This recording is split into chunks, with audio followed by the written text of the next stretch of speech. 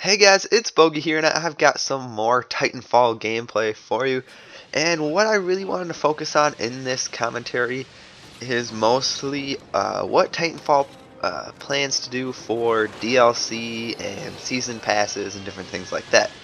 So recently, one of the Titanfall developers, Vince Zamped with GameSpot about certain Reddit leaks and some DLC and season pass stuff, and this is what he had to say. I haven't read it all, so I can't say if some of not, but at some point you have to throw your arms up and say, alright, you got us. It is what it is. And that was in reference to the Reddit leaks. And he also, in reference to those, said, when asked what he would do if he had a Titan in real life, he replied, I would step on the guy that leaked all our... No, wait. And then he laughed. So it kind of sounds like the Reddit leaks are true about Titanfall, just from the way that he talked about it there in the interview. And I just kind of want to move on to some more stuff about the DLC. So Titanfall is kind of doing something interesting, and I really like it. So they said that they are for sure going to do a season pass, but they're also going to have free DLC too, because as they said right here, there are some things that we want in the game that we didn't get to ship in the final game, so we'll add private matches and things like that for free. So I'm really glad about that, because it shows that they're bringing private matches to the game, which I'm really excited about. And one other thing is that I didn't really know about was that there's going to be a multiplayer campaign. I thought it was kind of like, it seemed like there was going to be like a campaign that the story was told throughout the like competitive multiplayer, like what we're watching now. I thought there was going to be like a story told throughout that, but there's actually a completely separate campaign, and they say you play from both sides. It's a short experience meant to be a couple of hours on each side, which compared to a COD campaign is actually a long campaign, especially Ghosts. And then you never have to touch it again. You can replay it, but you don't have to. You can go right into multiplayer, which sounds interesting to me, because I can't tell if they're trying to say that you have to play the campaign first in order to play multiplayer or not. I'm not really sure. But they said they are also going to offer a season pass, just because, you know, if you buy it up front, it's a deal. And what's more important to me is they said that they are not going to do microtransactions like all the different you know, camos and stupid stuff that's in Call of Duty. They just say you just buy it all up front and you get a better price, which I really like. I hope maybe they do some camo stuff, but it's just all included in that season pass. That would be really cool to me, because that made me mad with how Call of Duty did that. They also talked about Titanfall on the Xbox 360. So it's the 360 version is actually being handled by a separate studio called Blueprint Games. He said that they were aiming to bring the same experience to Xbox 360 that's going to exist on the Xbox One and PC. And he said that's the goal. The game's obviously not done yet. They're doing a port of our game, so as we come in hot, we just certified our day one patch.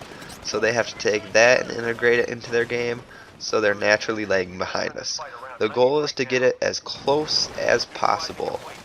It obviously won't be exact since it's on a less powerful system. So I find that kind of interesting that they're not doing like that port over stuff themselves. But I mean, I just feel like maybe it's gonna, you know, change the way the game's gonna play more than if they themselves did the port over. But yeah, they also said that it doesn't necessarily mean Xbox 360 owners will get the same long-term support in terms of upgrades and patches. He said they're gonna have to sit down with EA and talk about that, but his assumption is that they will, but he doesn't know if he's the best person to speak for that. So I don't know. I find it interesting, and I'm kind of wondering. They did a lot of testing. If you guys didn't know, they had the alpha test, they had the beta test, and I, not, I just kind of wonder: is the launch gonna go over as poorly as like a normal COD launch or a normal Battlefield launch? Especially with Battlefield, because Battlefield still is having issues with their servers, and like I don't know, they still haven't figured it out. And I mean, I guess this is a completely different development team than Battlefield, obviously, but they're still both by EA, and the servers still both have stuff to do with the Xbox One and Microsoft. So it's kind of interesting to me if it's gonna go well. I hope it does, because I'm really excited for this game and I can't wait to play it even more than I already have. And like, I don't know, it's really exciting. And one more thing I want to talk about was I was reading an article about how Respawn balanced the pilots and the Titans, and it was actually really interesting. So one thing I didn't know is that when they were developing the game still, at one point they had the Titans while you were fighting stuff, your Titan would regenerate health. Like, not just the shield, but there was just a regular health bar, and it would just regen health. And that just made it so, like, basically the Titans were completely dominant in the game. Like, you had a Titan, you were gonna pwn everybody, basically. And it made it really hard to take down Titans as a pilot. Because, you'd do damage to it, hide to reload, and it'd already be, regenerated by the time you got back.